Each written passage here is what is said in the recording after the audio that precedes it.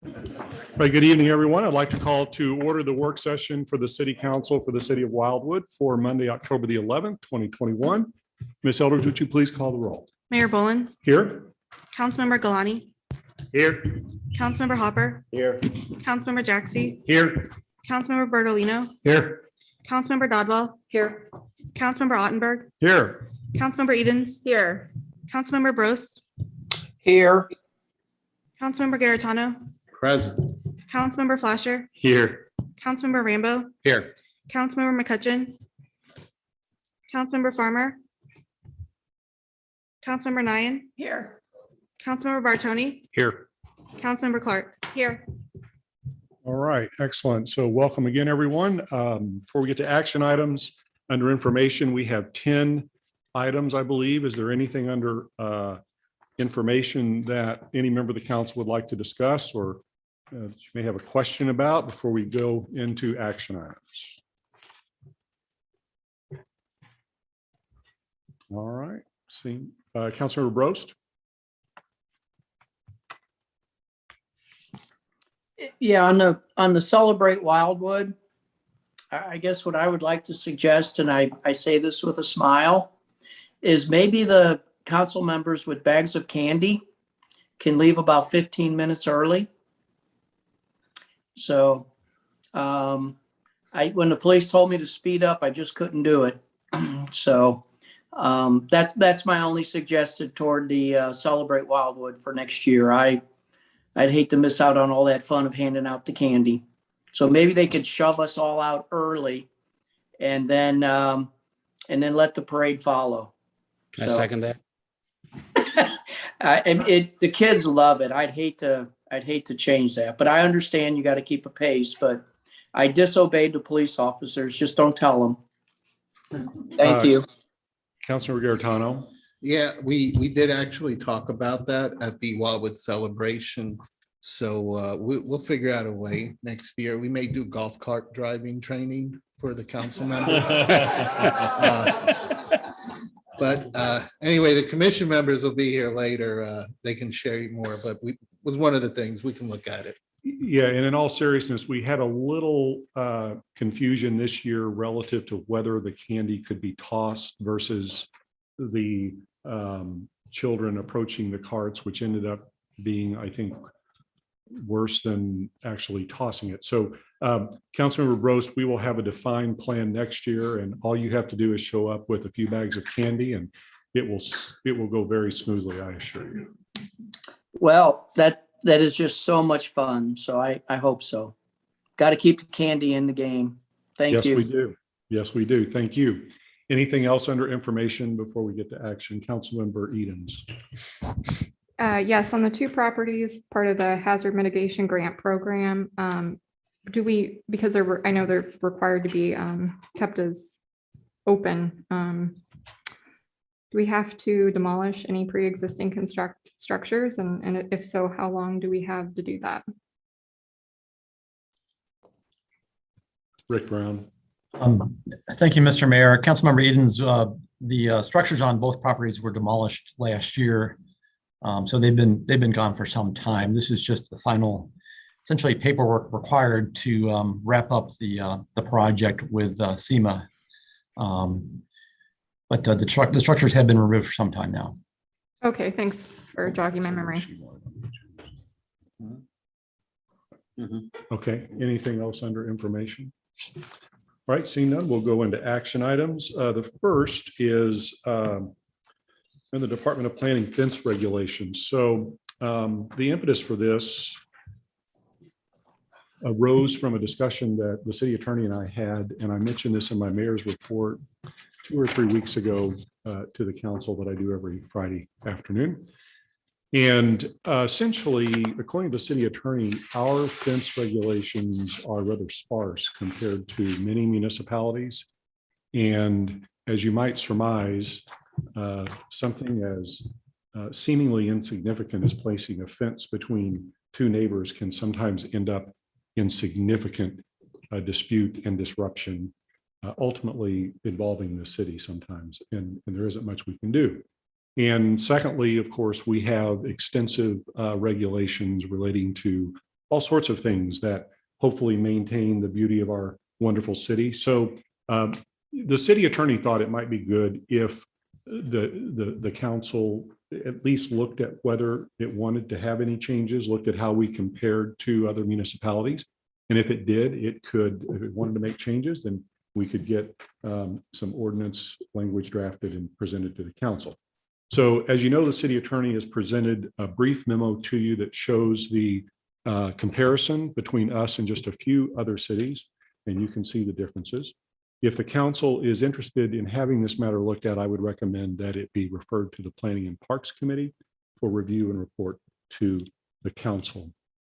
And I would suggest we maybe set a target of whatever the chair may be comfortable with, but I would assume 60 days might be sufficient. So what is the wish of the council relative to having this reviewed? And if you want to do that, having it reviewed by the Planning and Parks Committee. Councilmember Bertolino. Thank you, Mr. Mayor. A couple of things. One is, what was the impetus?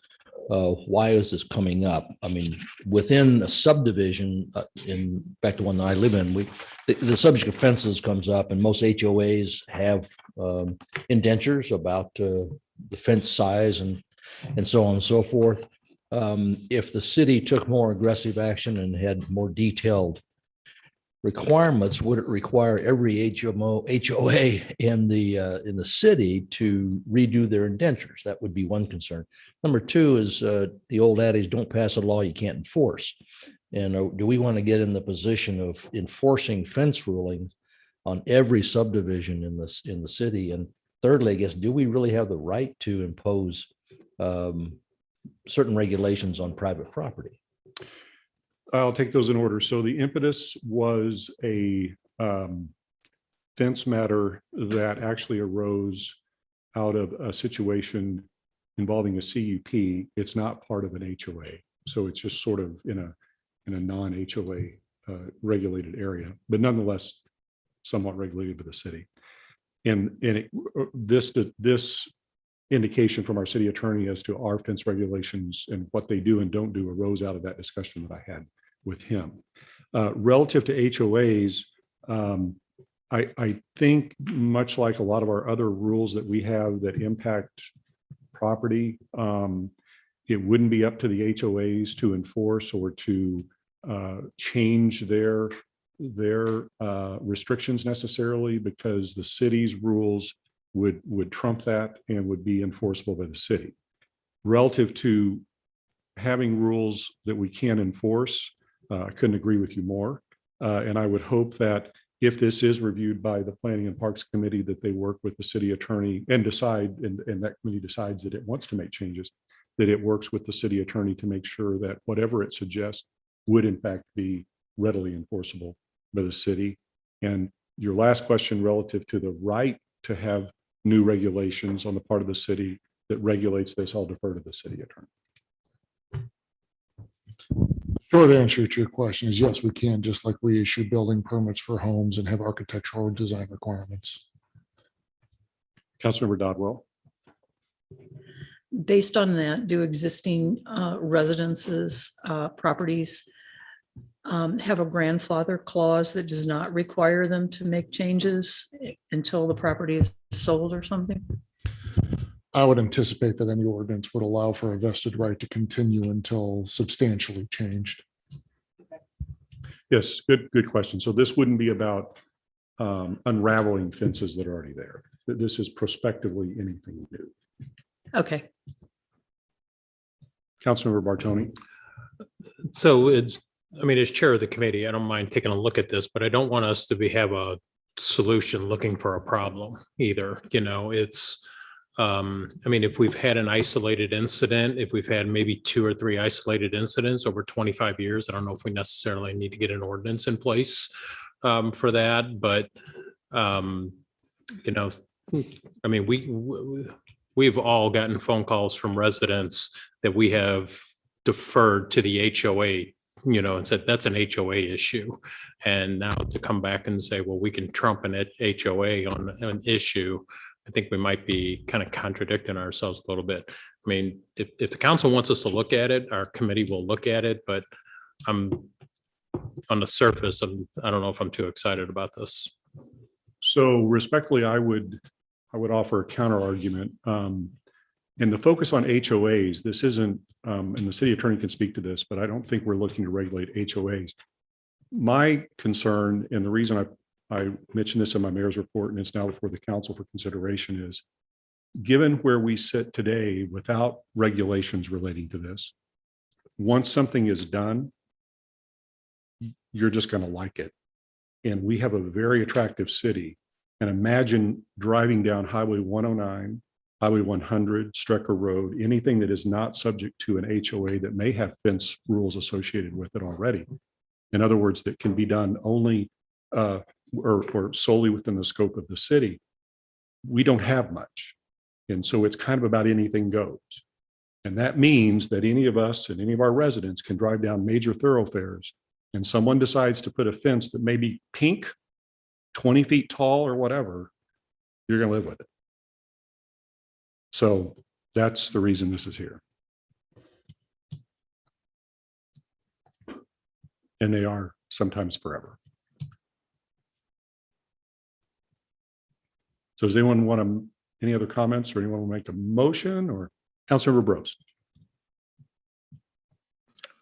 I thought we had some regulations on fences that were over 6 feet tall. Joe Benich is shaking his head yes, so you can strike the 20 feet and keep the pink. Okay, all right. Well, I'm colorblind, but 20 feet tall would bother me. So am I. Yeah. Okay, thank you. Mr. Benich, is that why you had your hand up? Okay, thank you. Yes. Okay, any other questions? Or Councilmember Clark? I suppose I look at it like, I think that it's better to have this established before we get to the problem instead of waiting and then we can't go backwards. So I would make the motion to go ahead with it, to look at least investigate what we can do to prevent the pink fence. Okay. We have a motion to have it reviewed, and I'm assuming you're talking about by planning and parks. And are you comfortable with a 60-day report back? Okay. So we have that motion. We have a second by Councilmember Jaxie. Any discussion on the motion? Seeing no discussion on the motion, we'll do a voice vote and see where that goes. All in favor of the motion, please say aye. Aye. Aye. Any opposed? No opposed. So thank you for that. We'll see what they come back with.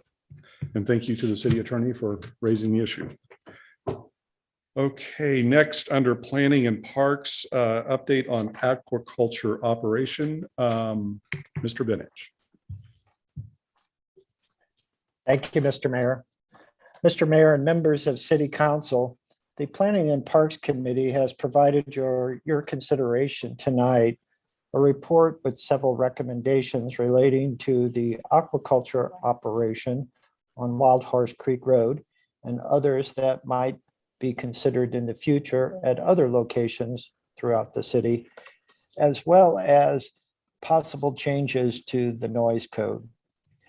This particular item, the effort of the committee, when I described the item, has been under the members' review for approximately 1 year. The initial discussion started with several different topics for consideration. There were 6 in total.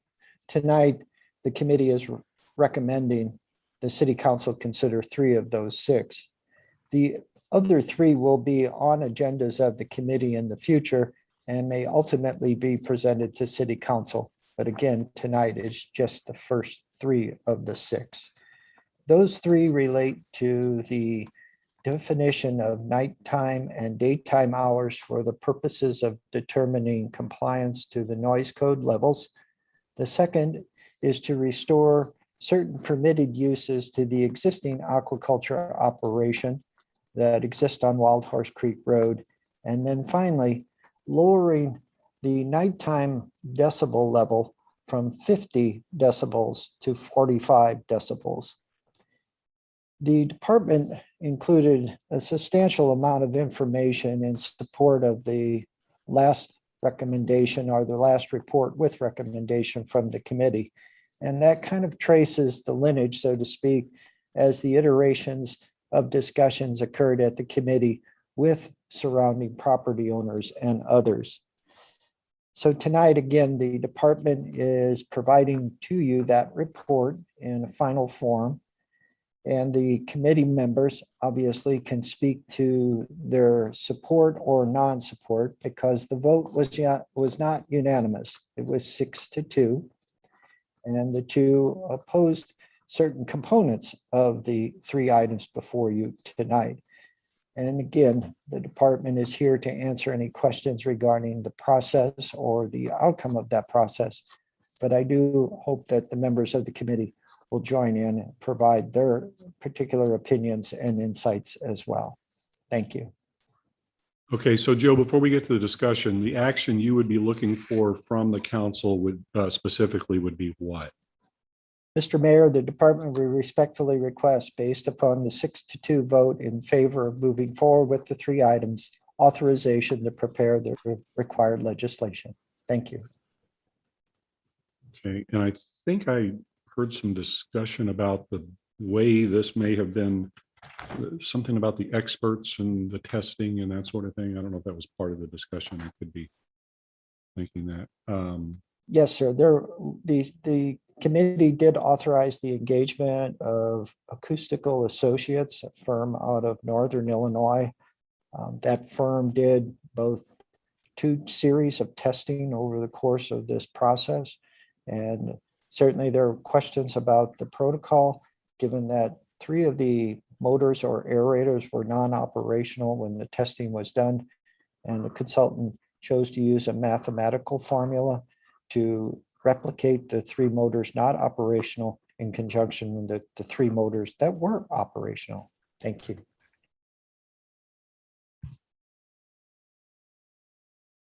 Councilor Bartoni.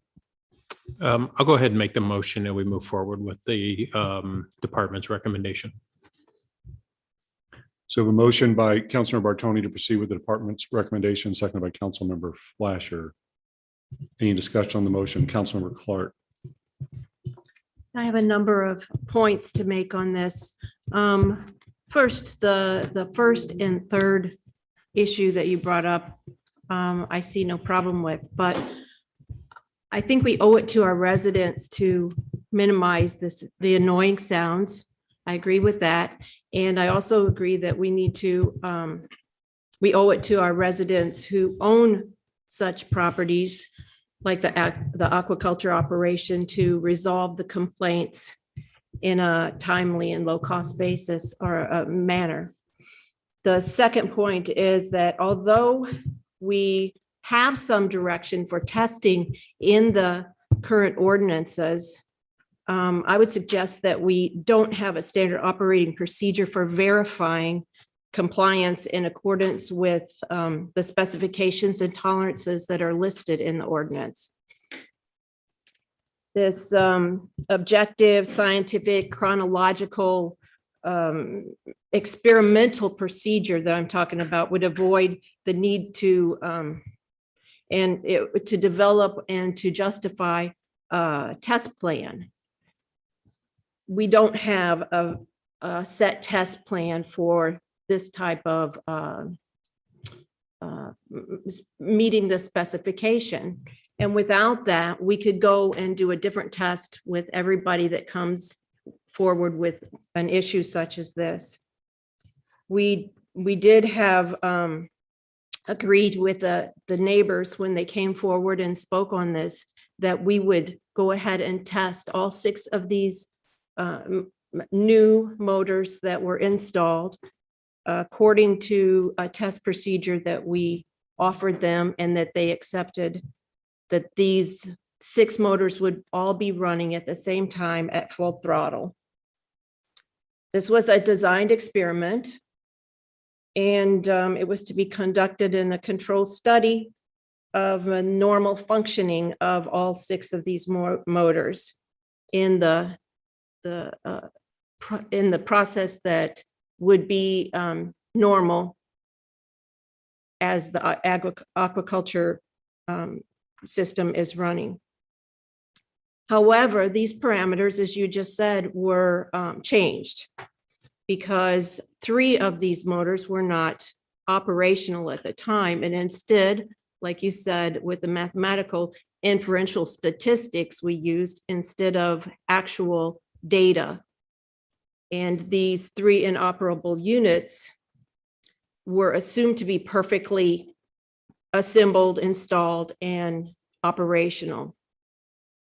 But obviously something was wrong if they weren't running. The third point I want to make is just a reminder in the paperwork that we were given this time that loudness is not the same thing as sound level. Sound level is measured in decibels. And just because a sound level is lower does not mean that the loudness will be lower also.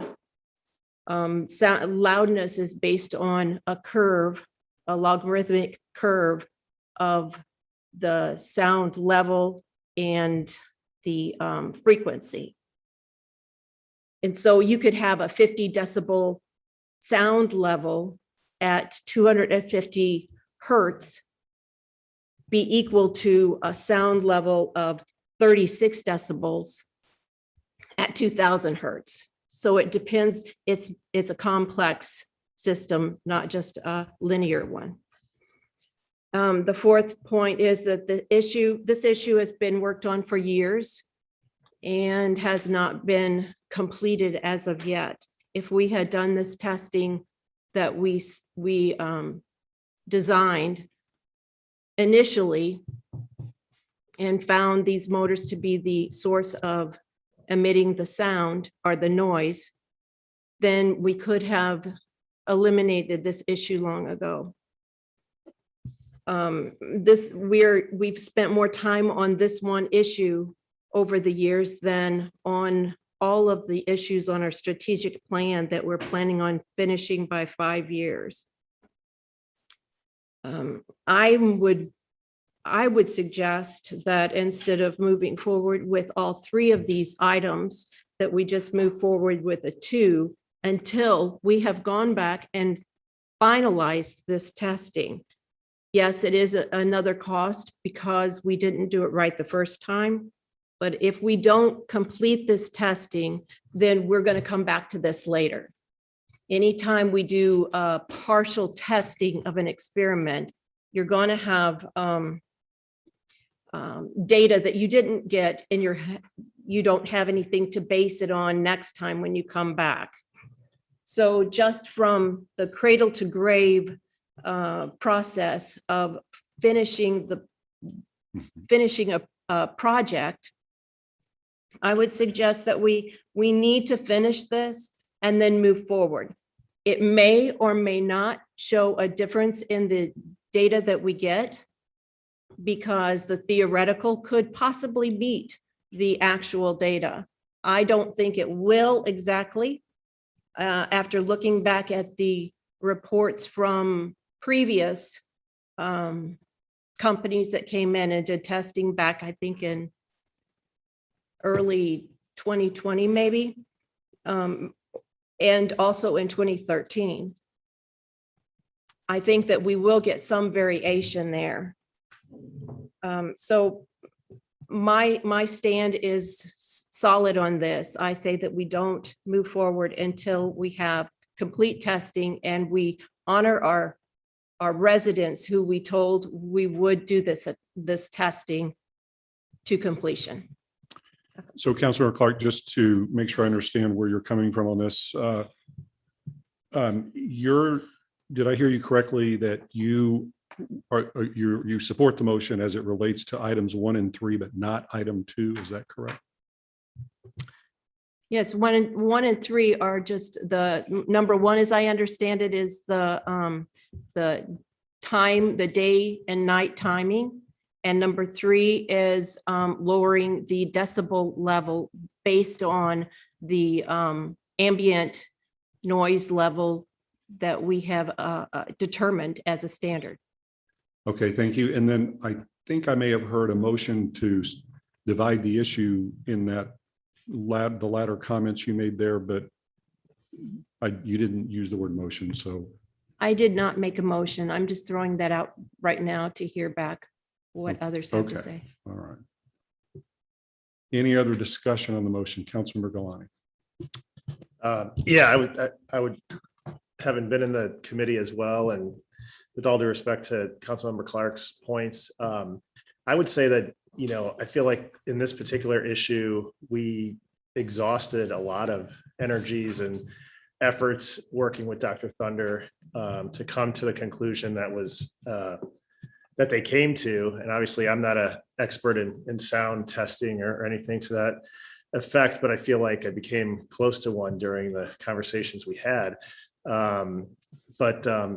You know, they went out there on multiple occasions, and, you know, we had in-depth conversations with Dr. Thunder where we point blank asked him, as a professional sound expert, is there any possible extenuating circumstance or outlying situation that you feel would necessitate further testing or could allow for variances that have been unaccounted for to persist? And his professional opinion was no. We asked him if there was any further testing that should be or could be done to reach additional conclusions, and he said he didn't believe that was necessary. However, he would be willing to give us a bid to do that testing if we wanted him to do it, but he believed it wasn't necessary or needed to be done. So I totally respect the neighbors that had the complaint, and obviously our goal is to try to work to the furthest extent we can to alleviate everybody's concerns and make everyone feel good about it.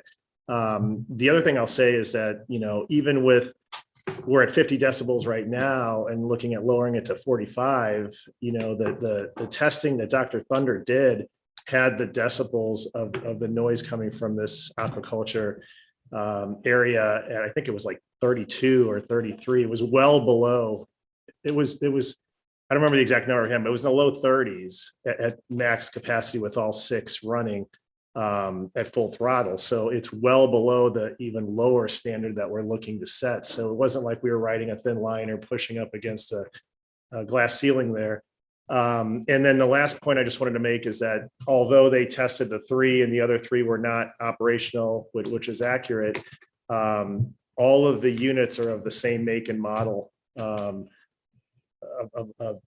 unit. And so they looked at the manufacturer's specifications and all of the information that's provided by the manufacturer as to the way those things operate at full capacity. They don't have multiple different settings, to my understanding. It's either on or off, but regardless, they're the identical machines. And so that way he was able to make that estimate as to what the total amount of noise that would be produced at full capacity with all 6 running. So my point here is just that I'm comfortable, and the committee as a whole was comfortable that the necessary testing had been done and we had reached an adequate conclusion as to the fact that there wasn't further testing necessary and that the folks running that aquaculture should be allowed to continue. So that was it. Thanks. Sorry. Thank you. Councilmember Brost. Yeah, I guess, you know, I'm probably going to talk more from a practical standpoint because I don't have the technical knowledge like Teresa has. But this is a longstanding issue, and I think we would err if we were to end it without a complete test. I mean, I live with tinnitus and I know what that's like, and I hate to have somebody, you know, hear that all the time. You know, the manufacturer guidelines and whether it's on or off or whether it's at half speed or full speed, I think in fairness, as far as we have gone with this thing, let's just get it to a point where we have all of them running and we can come to a definitive conclusion. And then it really is the members of Ward 1 and our residents collectively in Ward 1, we can just say it was tested and it met it. At this point, I just look at it as from a practical standpoint. the testing that was done was not conclusive. And sometimes math and theory is not practice. So I would support, let's get it to the finish line. Let's get all 6 running. Let's see what the conclusion is. And then we move on, and not everybody's going to be happy. But I just don't know why the testing wasn't done with all the units on. That's what we bargained for, and that's not what happened. So that's my point. And I will agree with Teresa on this. And she's put a lot of time on this. Thank you. Councilmember Brost. I'm sorry, Councilor Bartoni. Thank you, Mayor Bowen. If I remember right, Mike, it was 36 decibels, and then their estimate was 39. It was either 33 to 36 or 36 to 39, but but either way, your point was correct that we weren't like bordering on a number. It was a significantly lower number than the 45 decibels that we're looking to enforce. Just for some of the people that have been on this council a little bit longer than others, this was in the committee for a year, but it's been in this room for many, many years. So just for, some general knowledge, the original motors are no longer in place. All those motors have been replaced. Those are the brand new motors that are a little bit like anywhere around a year old, or if I can remember correctly, Joe's might have a little bit more accurate date on when they were installed. And even at not the most recent committee meeting we had, but the one we had before that, one of the residents spoke and made the comment right away, the noise is gone for the most part. I mean, that high pitch whining noise that was their, that was the flea in their fur, that is gone. And they are very grateful for it. And they have acknowledged that has been gone. So, that noise that was brought to us originally, that part has been taken care of. And I think we have to, give credit to the property owner for replacing those motors, which he has done. If I remember correctly, the reason all 6 motors, I mean, the man's running a business, and, if you have a 10,000 square foot warehouse and only 5,000 square foot of that is being used, you might not have the lights on in that other 5,000 square foot. So he just doesn't need all the aerators running at the same time, just because I don't think he has the capacity for the fish to need them all.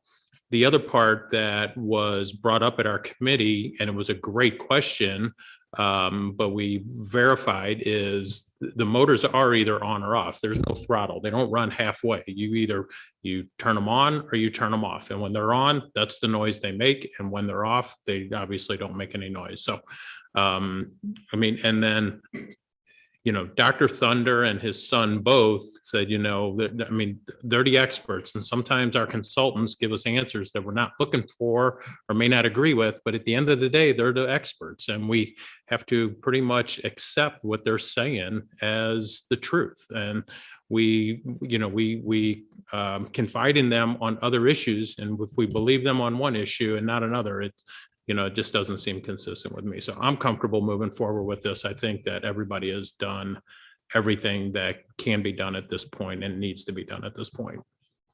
Councilor Ottenberg. I would support Councilmember Clark's desire to establish a clear standard for testing of sound levels. As we've discussed, or as Councilmember Clark has mentioned, there's a definite difference between loudness and decibels. A doubling of the loudness usually results in about a 10 decibel level increase. And that 10 decibel level increase is true whether you're going from 30 decibels to 40 decibels or 70 decibels to 80 decibels. And I think, we've talked about, 2 separate but related issues here. One is the particular installation that's been a question for quite some time. And then I think another is, as Councilmember Clark has talked about, establishing a firmer standard for sound level testing should we run into these types of instances in the future. Councilmember Garitano. Yeah, I'll try to keep this short because some of my comments have already been said. I am on the same page as Councilmember Clark about this because, you know, theoretically, as I've heard from the meetings, that the mathematical formula, I guess, comes out to that it's within an acceptable range, even though we only tested 3, but if you factor all of them running. So my question is just why couldn't we test with all of them running to replicate the exact environment and situation as they would normally? That would be my first point there. Councilmember Bartoni shared something that, well, only 3 or maybe are only allowed, or only 3 are needed at a time, if that's the case, or that's what I heard you say. I don't know if 3 were needed, as there was 3 running at that Well, time when they then- did the testing. Then in that case, I can only base it on 3. I would rather, if it was possible, to just say, well, then only 3 are allowed to operate because that's all we know at this time. It's similar to how we have conditional use permits with businesses where, you know, for example, when it comes to parking, you know, we factor in what kind of parking needs are required. And if the business changes, they have to come back to the city so we can look at it again. And so to me, I'm just very cautious about, you know, trusting but verifying this. And I would rather see the exact situation of how this is going to be allowed, how we're going to allow it to be replicated for the test, so that this way we know for sure. It's, you know, I'll try to keep it simple. I'm not as scientific as Councilmember Clark is when it comes to sound, but it's like going to buy a used car. You want to take it out for a test drive and you want to take it perhaps on the local road, maybe put it out on the highway to see how it goes. And I feel like we're not really able to get a test drive to know exactly how this is and if other motors, for whatever reason, were not turned on. Those are my comments. Councilmember Rambo. Yeah, I think we're all looking for an orderly completion of this. The Thunder's math was sound. I looked into it just from personal interest and I'm satisfied. But again, that's theory. And it didn't take into account the fact that a pump or 2 might get clogged and the pitch might go up or something like that. I hate to prolong this ordeal for anyone, but I don't want to cut and run on the citizens that have been patient. I think it's very cheap peace of mind to spend as I understand it, $1,600 for more testing. And that way we honor our commitments and we have a clean slate to readdress this in the future if it comes up. I will say that Councilmember Clark's best idea to me is that we need a future standardized test protocol for such incidents as come up, maybe an in-house DB meter or some, you know, captive folks or, you know, share it with another municipality, something like that. They're not that expensive. And if we document a process, I think we'll avoid 8 years of agony for citizens, council and committees. So those are my 2 points. Thank you. So council members, we got about 15, 20 minutes left before we get the meeting. And now we've had a lot of discussion on this. And now we've got 1, 2, 3, 4, 5 other council members who wish to speak, which is great. I would just ask you if you could please, if anyone's already made your comments, please take a pass on those comments and focus on anything new so we can get other business that we still have yet to do done. Councilmember Edens. I just want to kind of pose a rhetorical question to everybody up here, which is if you want to continue testing, how? Because he's not in violation of a current code and he is not legally required by the city to even let us on the property with a consultant, which means he can refuse at any time and be within his rights and get an attorney. So how are you going to resolve this and wrap it up with a bow if you have a party that doesn't want to cooperate anymore because he's irritated? And so this might be one of those solutions where we can't put a bow on it and we can't make everybody happy. And you have to think through how we would even enforce another test. And at this point, you know, he can still be found in violation of an ordinance for sound if those motors get turned back on and they're over the decibel limit. So there are still ways to enforce the current code, but also grant property rights back, because really this issue is that those two things are tied together, right? It's the ability to not, build something to house his equipment that's out there rusting. That's where the stress is coming from. And I understand that there are variables. There are always going to be variables with the pumps. But I've heard a couple comments about why all the pumps aren't on, and it's just be careful, don't jump to conclusions that there's a conspiracy. It could be something as simple as, this man sells to restaurants while COVID happened. So you're selling less fish, so you're not going to produce at full capacity. So just, kind of be careful in those comments, because we did send our director of parks out and another employee to listen as well to see if there was an audible difference in addition to the testing. So he was willing to let staff go back on. So he's not indicating that there's something to hide. But again, how are you going to do the additional testing?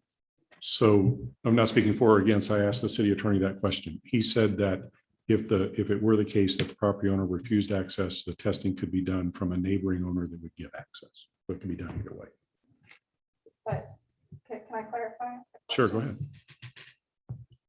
But to clarify, you could have somebody go to the neighbor's property and try to record the sound, but that doesn't force them to turn all the motors. And in that case, it would be the same situation that you already have a recording from. So that actually doesn't fix the problem. Yeah. Okay, thank you. Councilmember Fleischer. Ms. Edens made one of the points, but a big thing was if they go in violation of this again, then we can test them and hold them accountable of our new ordinance after this is all said and done. And when that information got to the residents that have been concerned, which have been super kind people, by the way, they seemed very satisfied with that. She even put a comment in there that made her feel better, knowing that if they go and violate that, we could test it and held to the new standard of 45.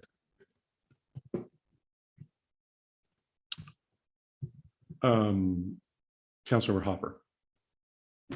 I feel like people are alluding to this, but I guess this is sort of my question as to what this discussion is, because if we're asking to change the what's allowed, and the decibel levels, I guess that's where my question of additional testing needs to go in is, are we using this one property as the testing to say what those levels should be, or are these the levels that we think we should have?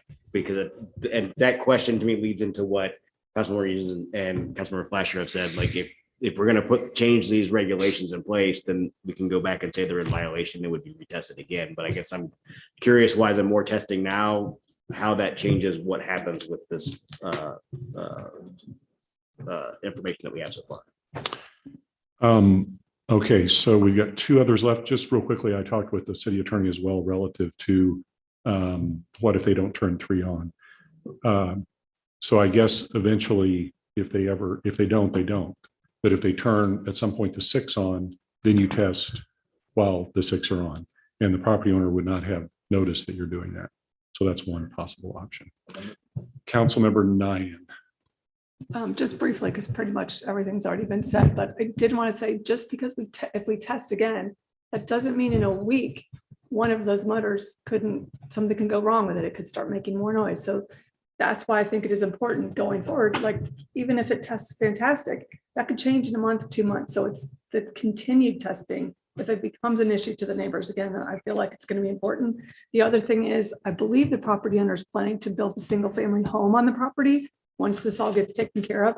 To me, that would be the best case scenario. Because if you're living in a home on the property, you don't want to listen to loud noises more than, even more so than your neighbors.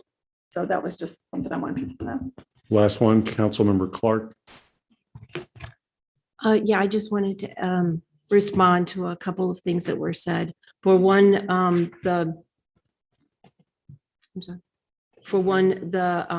if I had the You could get your mic closer there. if I was the one with the system going in my backyard, I might be a little bit more accepting of the noise than if I was a neighbor, because I'm making money off of it. Just a thought. The established, in response to Mr. Hopper, the established ambient noise level was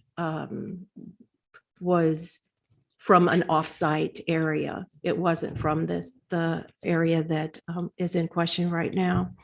The 3 that weren't working at the time, I had emails that said that the 3 that weren't working were clogged with algae. So if that was the case, then a clogged vacuum cleaner is going to give you a higher frequency than one that is completely open. I don't know. I didn't see what was causing the 3 not to be running, but that was the email that I got. And so that goes back to my loudness and what we were talking about with loudness. It's not just the decibels that you see. So if it goes up by 4 decibels, it can be a great number of loudness level increase because of the frequency. It's all on a curve, a logarithmic curve. So you could have a very much lower 10, 20 decibel lower, but if the frequency is higher, the loudness, the perceived loudness goes up with that. And the noise going away now, and that's not an issue. They've gone through this before where the noise did go away before, and then it did come back again. And that's why we wanted to establish a baseline. We finished this test that we designed, a design of experiment. We finished that whole thing, and then we have a baseline to go off of. Right now, we're just going to come back and do the same thing again. So council members, just a question for the body. Is there any, so what I'm hearing is no objection to 1 and 3. I believe the entire debate that's been ongoing is relative to number 2. Mm-hmm. So my question is there any desire on the part of the council to divide these 2 issues? In other words, have a vote on the preparation of legislation as to 1 and 3, and then have a separate vote as to 2. The risk in not doing that is if the motion as it's presented now on the floor fails,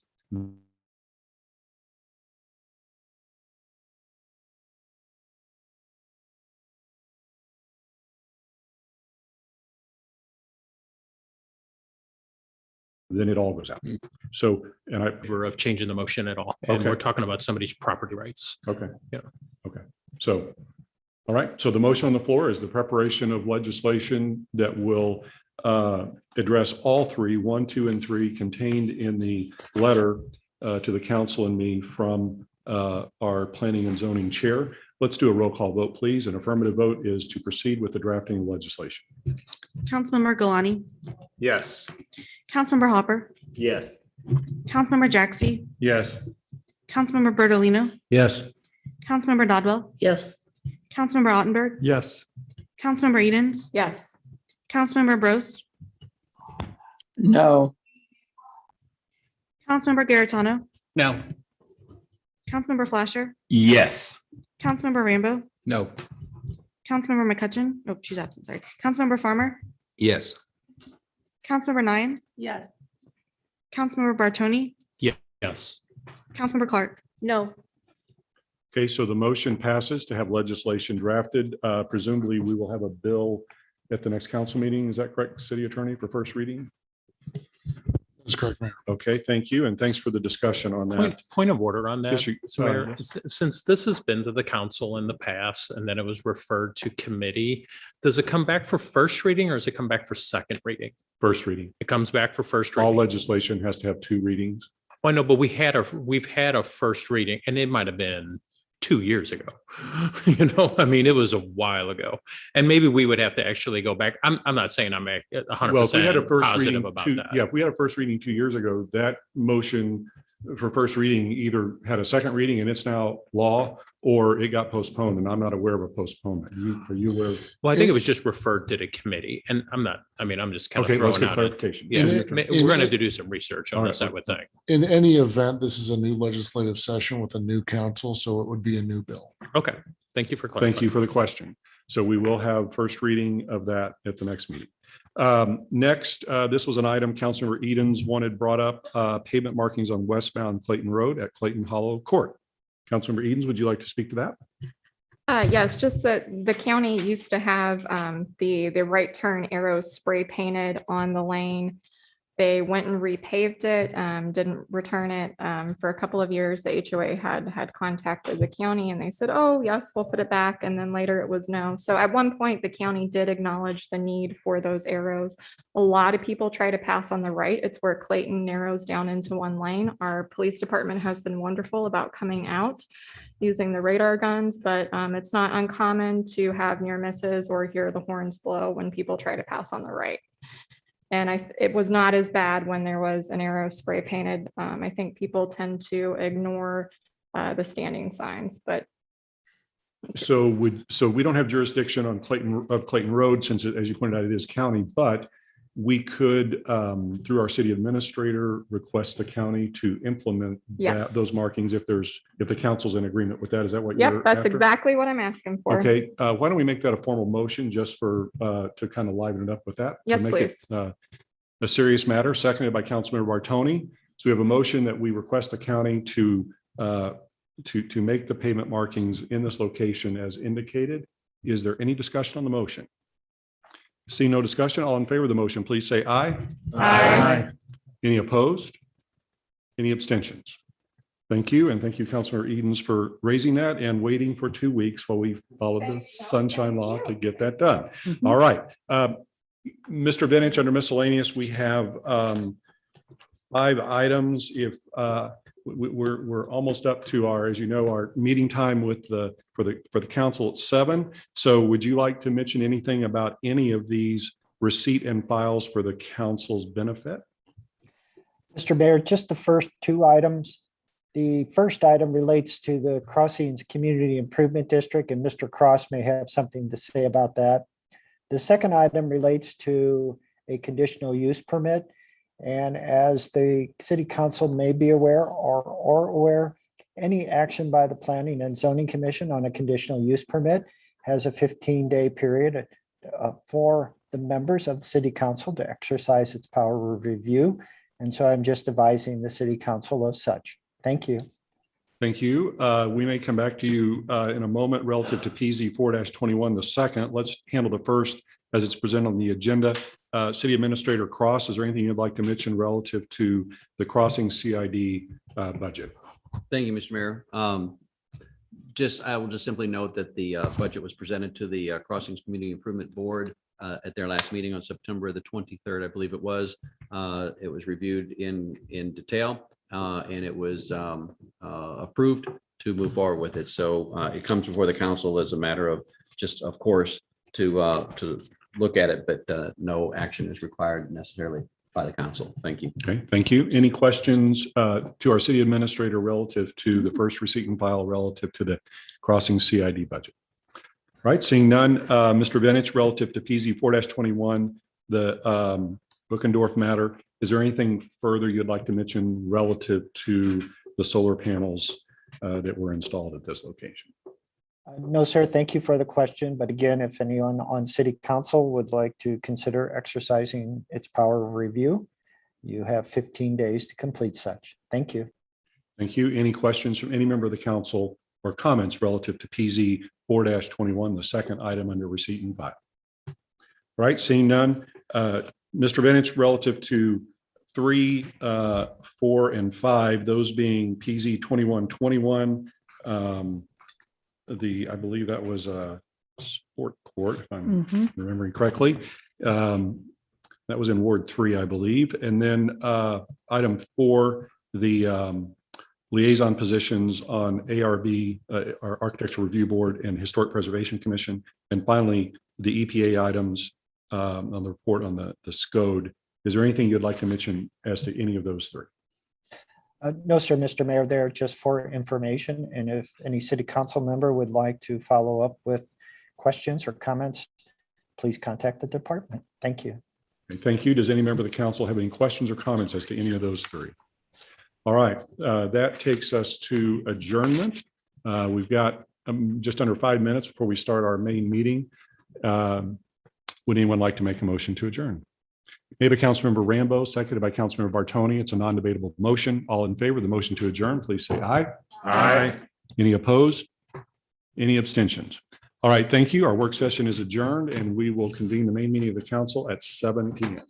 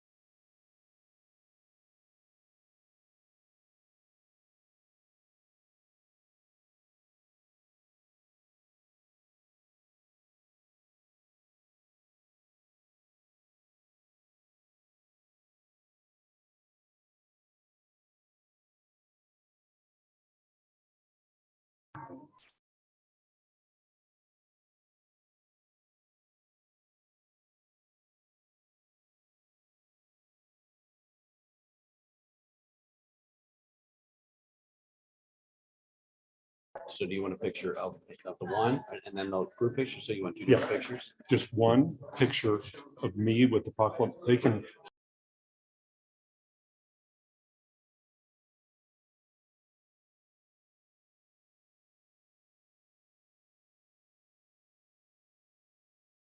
All right, good evening, everyone. I'd like to call to order the meeting of the City Council for the City of Wildwood for Monday, October 11, 2011. We actually have on our agenda, I just noticed, roll call is after Pledge of Allegiance. Was there a reason for that, Ms. Eldridge? We usually have it reversed. Or at least the one I printed. Okay, without objection, does any member of the council object to rearranging the agenda to do roll call first, Pledge of Allegiance second? Okay, so that's what we'll do. Minor issue. Ms. Eldridge, please call the roll. Mayor Bullen, Here. Councilmember Galani, Here. Councilmember Hopper, Here. Councilmember Jaxi, Here. Councilmember Bertolino, Here. Councilmember Dodwell, Here. Councilmember Ottenberg, Here. Councilmember Edens, Here. Councilmember Brost, Here.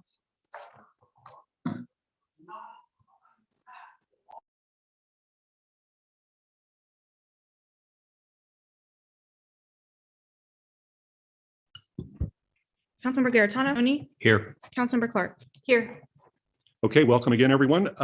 Good to see you this evening. And if anyone's joining us online, welcome as well.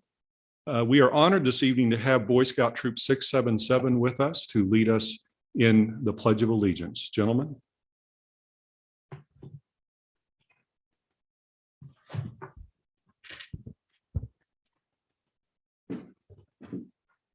Please remove any hats that are not part of a scout or military uniform. Scouts and all others, attention. Color guard, prepare to present the colors. Color guard, advance.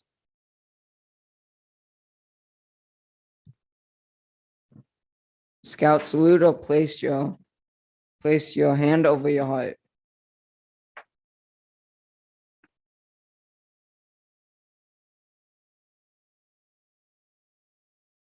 Color guard, present the colors. Please join me in reciting the Pledge of Allegiance. I pledge allegiance to the flag of the United States of America and to the republic for which it stands, one nation, under God, indivisible, with liberty and justice for all. 2. Color guard, post the colors.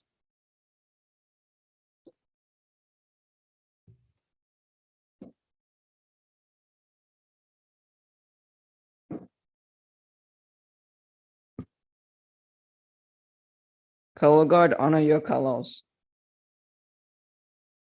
2. At ease. Color guard, return to ranks.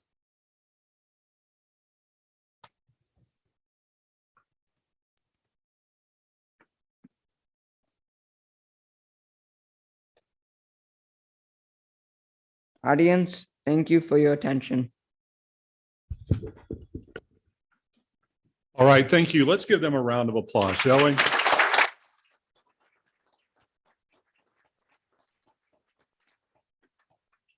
Very, very well done. Next on our agenda is the approval of minutes from the council September 27, 2021 work session and regular meeting. Are there any questions or comments on the minutes as presented? All right, seeing none, I would entertain a motion to approve the minutes made by Councilmember Clark, seconded by Councilmember Ottenberg. Any discussion on the motion? Seeing no discussion, all in favor of the motion to approve the minutes as presented, please say aye. Aye. Any opposed? Any abstentions? Motion carries. Moving next to public participation. Do we have any speaker cards, Ms. Eldridge? Anyone online? All right, so no public participation this evening. That takes us to mayor announcements. Miss Sharon Hudson, Corey Lawson, Susan Seibert, Karen Stevens, and Libby Wilson. If you could just meet me right over here, I would appreciate it.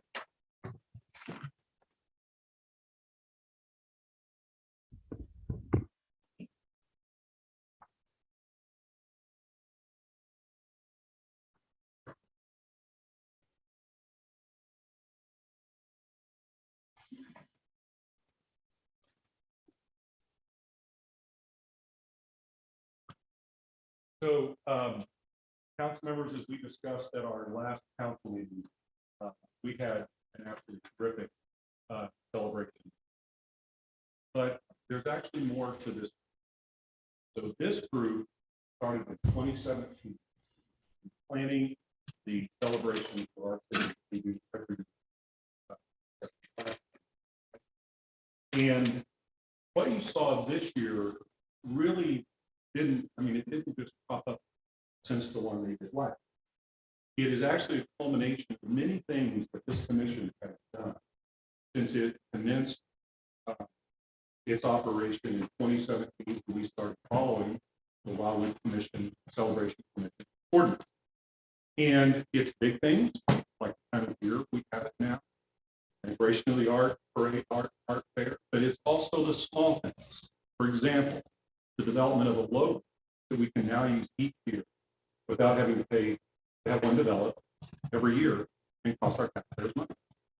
So when you look at the background of what has been done by this group, it really is just an incredible effort that has culminated in an outstanding event. And so they get a proclamation. And so I'm going to read, we have one of these for each member, including those that aren't here tonight. I'm going to read this, bear with me. I'm going to use one name, but this goes for Ms. Hudson, Ms. Lawson, Ms. Fiber, and Ms. Wilson. Whereas the Wildwood Celebration Commission was established by ordinance with the founding of our city to develop and oversee the City of Wildwood annual celebration event. Whereas the commission was first appointed in 2017 with representatives from each of our 8 wards, and since that time has produced 4 highly successful Wildwood celebrations. Whereas significant decisions as to numerous details, plans, and logistical matters have been required to achieve the success of each one of these events. Whereas from successfully integrating the art fair, developing the schedule of events and the timing thereof, and the navigating COVID effects, to smaller things such as selecting a logo that can be used each year at more efficient cost, the commission's effort culminated in a truly spirited Wildwood celebration held on September 25th, 2021. Whereas this and other Wildwood celebrations have not only enhanced and promoted our community spirit, but also represented the many qualities and attributes of the city of Wildwood to the entire region. Whereas these achievements have all been accomplished by the commission while simultaneously exercising sound judgment relative to the cost and financial impact to our Wildwood taxpayers. Whereas Sharon Hudson is a member of the commission. Whereas Lori Lawson is a member of the commission. Whereas Susan Seibert is a member of the commission. Whereas Karen Stevens is a member of the commission. And whereas Libby Wilson is a member of the commission. And whereas none of these achievements would have been possible without their exemplary leadership and service to our city. Now, therefore, I, James R. Boland, Mayor of the City of Wildwood, on behalf of the City of Wildwood, do on this 11th day of October 2021, hereby recognize and congratulate each of them on their achievements on behalf of our residents as members of the Wildwood Celebration Commission.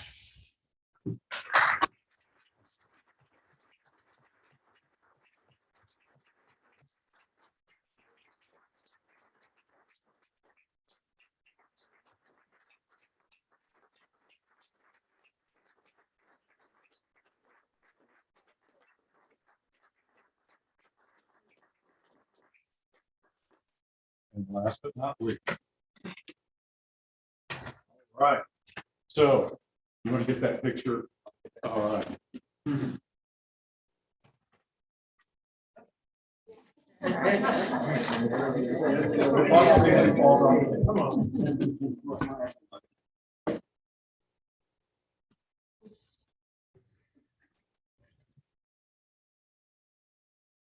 Wonderful.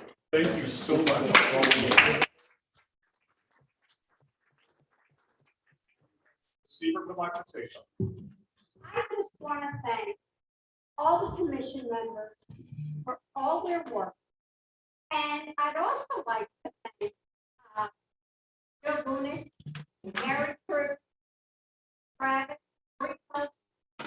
and the whole department for giving us the opportunity to work on this project for the city. The other thing, I'd like to thank the mayor for putting this together. And the last thing I'd like to thank for agreeing to the budget and supporting this. Please continue to do. And also, all the vendors and the residents who came out and supported it. And one last little thing.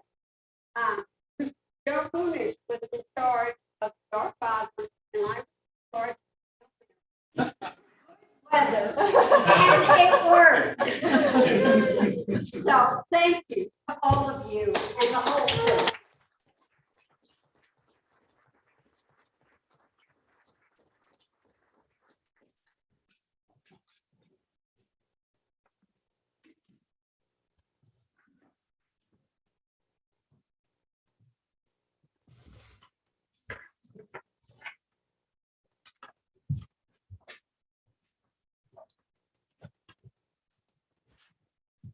All right, thanks again, and just our tremendous appreciation for a series of jobs well done. Next, we have appointments. We have one, Miss Julie Hafner from Ward 7, who is being appointed to our Architectural Review Board. She replaces Judge William, name escapes me, Bierman, thank you. He used to be on ARB and he is now our municipal judge. So she fills this position. You have my memo on her. If you have any questions, I would be happy to answer those. Otherwise, I would ask for a motion to approve Ms. Hafner, made by Councilmember Flasher and seconded by Councilmember Hopper. Any discussion on the motion? Seeing none, all in favor of the motion to approve Ms. Hafner to the ARB, please say aye. Aye. Any opposed? Any abstentions? All right, motion carries. We have no public hearings. Moving into second readings. Bill 2640 is before the council for final passage. It concerns Ward 4. Is there a motion for the second reading of the bill? Ward 4. Made by Councilmember Dodwell. Second by Councilmember Farmer. Any discussion on the motion? All in favor, please say aye. Aye. Any opposed? Any abstentions? Ms. Eldridge, please read Bill 2640. Bill 2640, an ordinance of the city of Wildwood, Missouri, amending chapter 390, traffic schedule 4, turning and directional movement restrictions of the Code of Ordinances of the city of Wildwood by establishing turning and directional movement restrictions at the intersection of Westland Farms Drive and Truman Road within the city, and authorizing and directing the city traffic engineer to erect appropriate signage reflecting such turning and directional movement restrictions. Second reading. Thank you. Mr. Brown, do you have anything further you'd like to mention relative to Bill 2640? Thank you, Mayor Boland. I do not, but I'm available for any questions or comments from the city council. Any questions, comments? Councilmember Dodwell. I would just like to say that after 6 or 7 years of making this request, I'm glad that we have finally been able to move it forward and improve the safety of our residents. So thank you very much, Rick. Okay, anything further? Councilmember Farmer? Yeah, I just want to echo what Katie mentioned. I also wanted to, Rick, thank you for getting the signage up on Thunderhead Canyon. They aren't exactly related, but they're similar. And the new radar machine up there is working great. So thanks so much. Okay, anything further? Seeing nothing further in terms of discussion, Ms. Eldridge, please call the roll of the council for final passage of Bill 2640. Councilmember Hopper, Yes. Councilmember Jaxi, Yes. Councilmember Bertolino, Yes.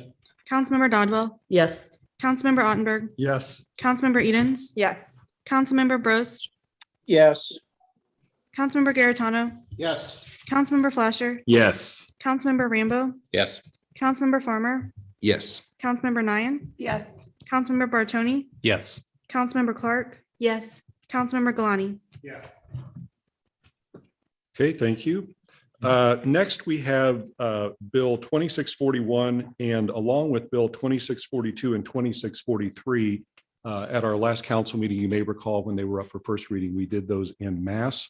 Bill 2641 relates to Board 6. It concerns dividing 2 lots into 3.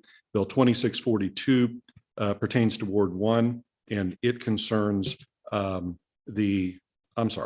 Bill 2641, Ward 6 relates to creating a new single parcel out of two. And then Bills 2642, which is in Ward 2, relates to dividing two parcels into three, I believe. And Bill 2643, also from Ward 1, relates to the granting of a 300 square foot easement to Ameren from the city. Is there any objection to handling the second reading of these three in unison? All right, seeing none, Bill 2641, 2642, and 2643 are before the council for final passage, and they concern Ward 6 and 1 respectively. Is there a motion for the second reading of the bills? Made by Councilmember Jaxie, seconded by Councilmember Clark. All in favor, please say aye. Aye. Any opposed? Any abstentions? Ms. Eldridge, please read Bill 2641, 2642, and 2643. Bill 2641, an ordinance of the city of Wildwood, Missouri, authorizing the consolidation of two legal lots of record to create a new single parcel of ground that will be 7.42 acres in area and being so described as lots 48 and 55 of Fox Creek Valley, Plat 4, Plat Book 111, page 61, City of Wildwood, St. Louis County, Missouri, and more specifically located at the terminus of Vixen Circle, north of Vixen Drive, to be known as 4605 and 4610 Vixen Circle Consolidation Plat, second reading. Bill number 2642, an ordinance of the city of Wildwood, Missouri, authorizing a minor subdivision plat consisting of two existing lots of record, which will be divided into a total of three parcels of ground, which are adjusted parcel 3 of the Schneider Tracks Boundary Adjustment Plat in northwest quarter of section 2, Township 45 North, Range 3 East, and part of the northeast quarter of section 3, Township 44 North, Range 3 East, City of Wildwood, St. Louis County, Missouri, and more specifically located on the northwest corner of State Route 100 and Pond Road, to be hereafter known as the Schneider's Wildwood subdivision, second reading. Bill 2643, an ordinance of the city of Wildwood, Missouri, authorizing the mayor to execute the attached deed exhibit and other documentation which thereby will grant a 300 square foot easement onto a public property to the Union Electric Company, doing business as Ameren, Missouri, which is located at the southwest corner of State Route 109 and Pond Grover Parkway, to accommodate a guide wire installed to complete certain utility relocations that were part of a nearby street improvement project, State Route 109, second reading. Thank you. Mr. Bennett, do you have anything you would like to mention for the benefit of the council relative to bills 2641, 2642, or 2643? No, sir, Mr. Mayor, all the bills are identical to as when introduced, but the department is available for any questions or comments. Thank you. Thank you. Are there any questions for Joe or any comments on any of the three bills by any member of the council? All right, seeing none, Ms. Eldridge, please call the roll of the council for final passage of bills 2641, 2642, and 2643. Councilmember Jaxie, Yes. Councilmember Bertolino, Yes. Councilmember Dodwell, Yes. Councilmember Ottenberg, Yes. Councilmember Edens. Yes. Councilmember Brost, Yes. Councilmember Garitano. Yes. Councilmember Flasher, Yes. Councilmember Rambo, Yes. Councilmember Farmer, Yes. Councilmember Nyan, Yes. Councilmember Bartoni, Yes. Councilmember Clark, Yes. Councilmember Galani, Yes. Councilmember Hopper. Yes. Okay, thank you. The bills pass. Moving next to first readings, we have two. The first one is Bill 2644. It's before the council and concerns Ward 6. Is there a motion for the first reading of the bill? Made by Councilmember Rambo, seconded by Councilmember Jaxie. All in favor, please say aye. Aye. Any opposed? Any abstentions? Ms. Eldridge, please read Bill 2644. Bill 2644, an ordinance of the city of Wildwood, Missouri, authorizing the mayor to negotiate and execute mitigation grant deed restriction agreements on behalf of the city with the Glencoe Community Church of God, imposing certain restrictions on the use of property located at 115 3rd Street, and with Bernard A. Elmer, imposing certain restrictions on the use of property located at 228 Woolsey Lane, first reading. Okay, thank you. Rick, do you have anything you'd like to mention relative to Bill 2644? Mr. Mayor, no, I do not. This is just the final act of paperwork we need to do to complete the acquisition of the two properties with regard to SEMA. And I'm available for any questions from the city council. Thank you. Councilmember Dodwell.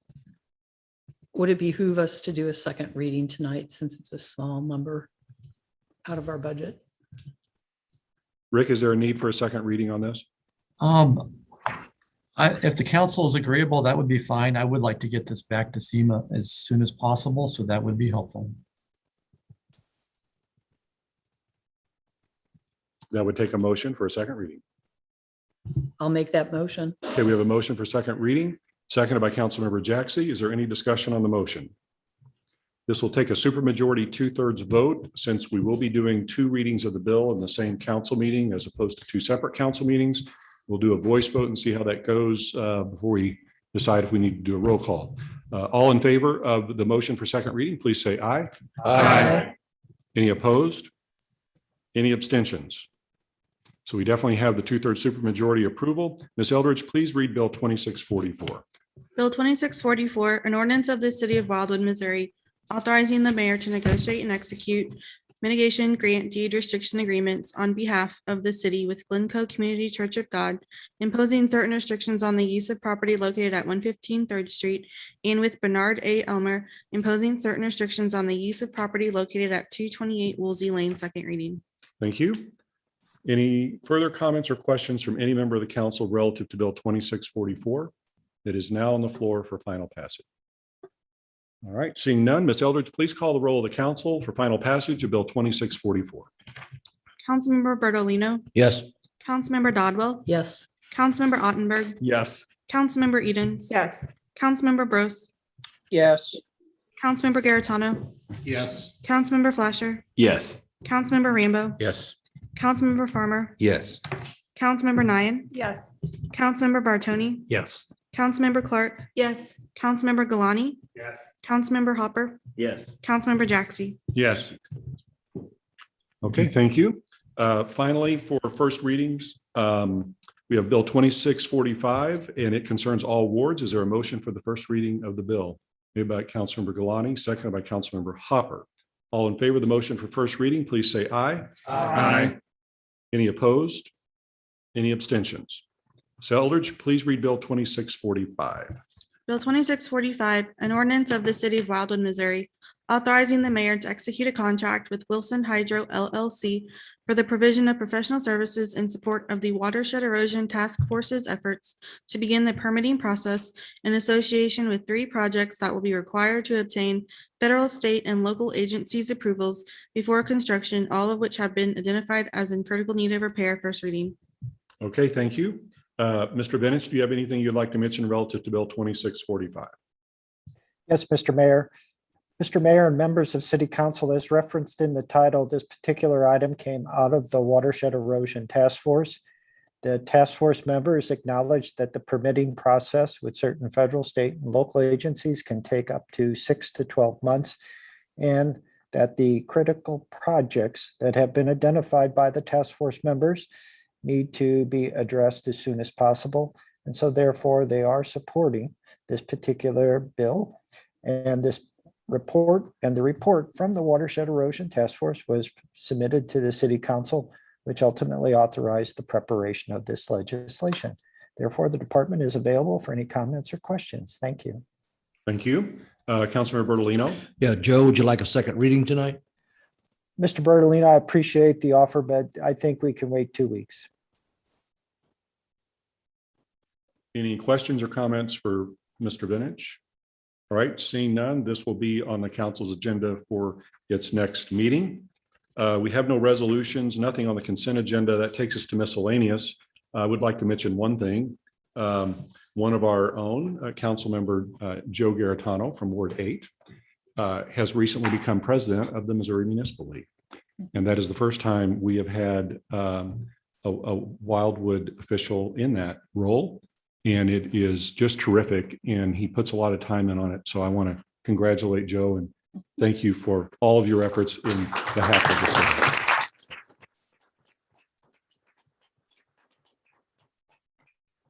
All right, Joe, did you want to say anything about that? Well, thank you for the comment there, Jim. I appreciate it. Or Mayor Bowen, please, I'll be formal.